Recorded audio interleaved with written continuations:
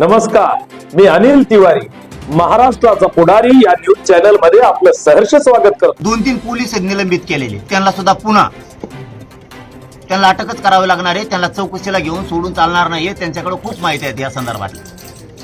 आणि त्यो धरल्याच्या नंतर याचं पण नाव येणार आहे, त्यालाही याच्यात आरोपी करा. नसता पुढच्या काळात खरोखर तुम्हाला सांगतो, लय झालं तर आता 2-4 महिने दम धरणार आहेत. चार्जशीट दाखल झाल्याच्या नंतर ते फ्रेम करता येईल. कायद्याची प्रोसिजर म्हणून 2-4 महिने वाट बघू. नसता राज्यात आंदोलन उभा राहणारे फडणवीस साहेबांनी, अजितदादांनी समजून घ्यायचं. तुम्हाला काय करायचे ते करा. आमच्या न्यायासाठी आम्ही आता रस्त्यावर जाणार आहे. या अगोदर देशमुख कुटुंबाला कुठल्याही गोष्टीत एसआयटी स्थापन करणं असेल किंवा आरोपीला अटक करणं, मकोका लावणं, या अनुषंगाने अनेक वेळा आंदोलन करायला लावले. तर आता 1 वर्षानंतरही कृष्णा आंधळे फरार आहे. तर नेमका आज काही आंदोलनाची घोषणा करताय, त्याच्या पद्धतीने काय चर्चा झाली? हो, आंदोलनाची घोषणा आम्ही करणार आहे. आम्ही 7-8 दिवसात बैठक घ्यायला लागलो. मला हे मीडियाच्या बांधवाला आता सांगायचं नव्हतं. आम्ही राज्याची बैठक बोलू.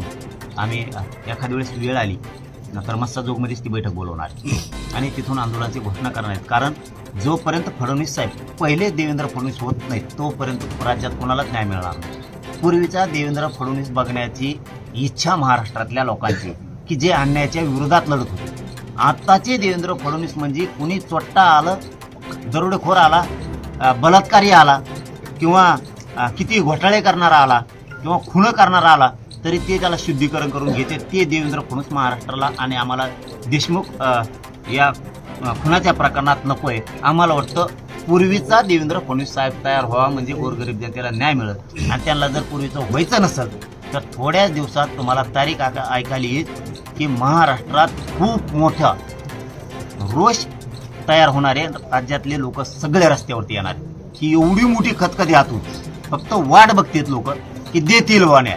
परंतु ही वेगळ्या वेगळ्या बातम्या सरकारचं ऐकून हे जे पिरितून आहे ते सुटणार आहे. ह्या ज्या बातम्या पिरितून याच्यामुळे सरकारला सुद्धा खूप मोठा फटका बसणार.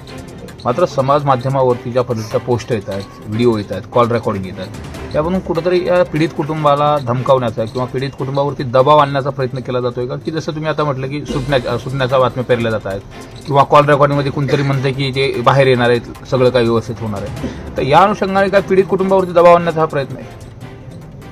आणि इथून मागं सुद्धा त्यांनी तेच केलं.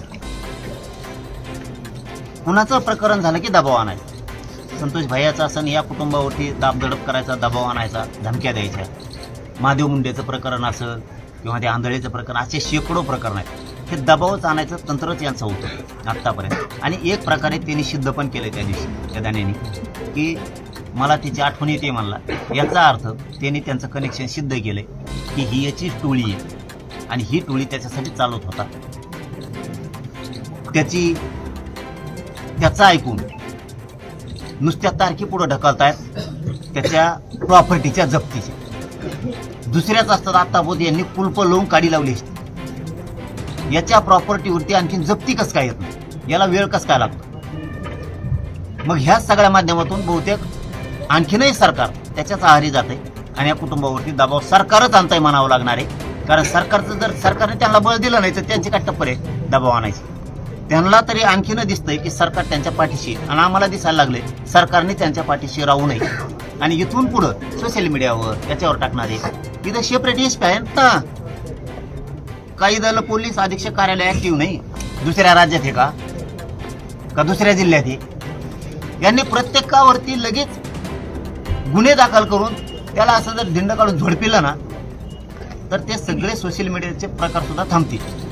नसता मग लोक इथून पुढं फडणवीस साहेब तुम्हाला सांगतो जशाचं उत्तर देतील. मग पुन्हा काय म्हणू नका, कायदा बिघाड आणि शांतता बिघाड.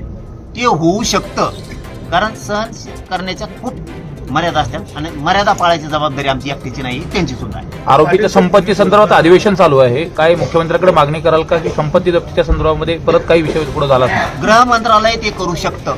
गृह मंत्रालय जर चौकशी एखाद्या माणसाची लावायची नसली तरी लावू शकतं आणि त्याला जेरीस आणून त्यांच्या पक्षात घेऊ शकते. हे महाराष्ट्राने उदाहरणं ह्या 5-10 वर्षात बघितलीत. तर गृह मंत्रालय देवेंद्र फडणवीस साहेब त्याची संपत्तीवर जप्ती का आणू शकत नाही? मग तुम्ही जाणून बुजून करतायत का? फडणवीस साहेबांनी या अधिवेशनाच्या काळात त्याच्या संपत्तीवरती तात्काळ जप्ती आणावी, नसता पुढच्या आंदोलनाचा सामना करायला तुम्ही तयार राहा. तर पाटील साहेब, तुम्ही बोलताना सारखं असं म्हणताय की धनंजय मुंडेंना पाठीशी घातलं जातंय, सरकार पाठीशी घालतंय. असं काय आहे धनंजय मुंडेंकडे की सरकारला एका आमदारासाठी एवढं सगळं करावं लागतं? यांचे काही व्हिडिओ का कोण त्याच्याकडे लय नीच आहे नाही, लय नीच आहे. आणि एखादा बार घोळात फेळात घेतला असले त्याच्यामुळे भेटेत का काय नसता आम्हाला नाही वाटत हे दबल्यासारखे आहेत. त्याच्या पुढे झिंगूर येते, हे दोन उपमुख्यमंत्री आणि एक मुख्यमंत्री, त्याच्या पुढे चिल्लर येते, आंडुकलं लय चिल्लर येते. ते असं लोळी त्यांना याला कुंकडे बी तर कळून मी नाही जाणार, पण याच्या जवळ काहीतरी दिसतंय त्यांचं. आणि मग हे असं बायावणी तसले ते मेघे चाळे करतोय, मी हिडो टाकी लेंड्या घाली पुढे औषध घाली, हे असलं बायाच्या वाहनाचं आहे. त्याला एका बापा चावलत असल्या तर बघायला जसा नारकोटेसला हा म्हणला होता ना, चदम आहे का आणि चल नारकोटेस, मर्दाचे काम करायचे. याच्याजवळ काहीतरी असं, कारण याला ते बायाचे व्हिडिओ करायला लावतं, काय करायला लावतं. मायाचं तर तेच करायला सांगितलं होते. 3 प्रकार सांगितले होते त्यांना. एक तर म्हणे याच्या जेवणात गोळ्या घाला, त्या विषारी गोळ्या, आणि याला मारून टाका ते. आणि आता बघा एवढा वट होता यांचा, आता शेळ्याच्या त्याच्या लेंड्या घेऊन पळायला. यांचा असं वट होता, यांचा कचराच केला. आणखी लय धिंगाणा करणार यांचा. हे जोवर अशा लोकांना त्रास देणार, दहशत माजवणार, तोवर यांची पुरी जिरविणार आहे. हे जर नीट नाही राहिले ना, यांची पुरी जिरविणार आहे. आणि यांना संतोष भाईच्या प्रकरणात जेलमध्ये घालणार आहे. त्यांना दुसरं काम सांगितलं की याच्या गाडी अंगावर घाला, आणि तिसरं काम सांगितलं की रेकॉर्डिंग खोट्या बना, व्हिडिओ बना, करा व्हायरल. कारण ते काय असं शरण येत नाही ना, त्याला बदनाम करून टाका. माझ्या जातीसाठी लढतो भाऊ मी, गोरगरिबांच्या लेकरांसाठी. संतोष भाईच्या प्रकरणात लढू नको का? गोरगरीब मराठ्यांसाठी लढू नको? त्या लेकरा बाळा न्याय देऊ नको का? मग तुम्हाला मारून टाकणार, बदनाम करणार. माझा समाज कसा विश्वास ठेवी?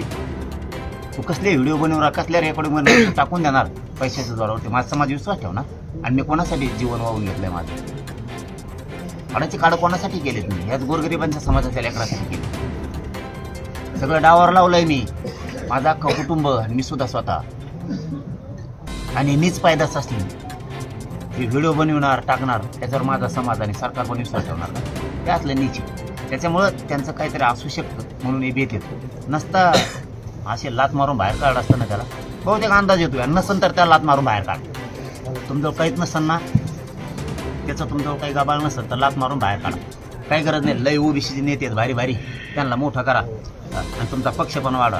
हे ठुलं की मराठा तुमच्यापासून हळूहळू बाजूला सरकणार आहे. तुम्हाला एक दिवस दिसणार.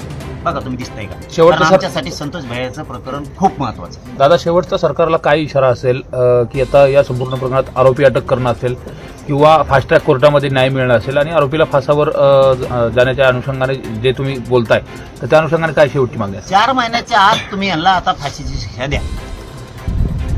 कारण चार फ्रेम केल्याच्या नंतर चार्जशीटच्या नंतर 2-4 महिन्याचा वेळ लागतो. आम्ही तुम्हाला 2-4 महिन्याचा वेळ देतोय. आम्ही कुटुंब नाही, तुम्ही ते द्या. नसता राज्यातल्या रोषाला तुम्हाला सामोरं जावं लागणार. राज्यात प्रत्येक चौकात तुम्हाला साध्या साध्या गावच्या रस्त्यावरती, शहरातल्या मोठमोठ्या हायवेवरती, सगळ्या राज्यात मुंबईसह तुम्हाला लोक रस्त्यावरती दिसतात. कारण काल सुद्धा आम्ही ज्यावेळेस पुण्यात मुंबईत बघितलं, त्यावेळेस गल्ल्यातले मराठी एक वाटले का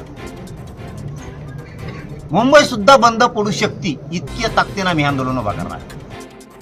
गावगाडा ते मराठवाडा, राष्ट्र, महाराष्ट्र, पश्चिम महाराष्ट्र, नात्याचा अनुबंध ते कोकण, न्याय हक्क लढा संदर्भ ते विदर्भ, समस्या असो की अडचण, उत्साह असो की आनंदाचा क्षण, क्षणात आपल्या दारी महाराष्ट्राचा. प्रत्येकाच्या मनामनातील, मातीच्या कणाकणातील आपल्या व आपल्या हक्काची ललकारी महाराष्ट्राचा पुढारी पाहण्यास विसरू नका.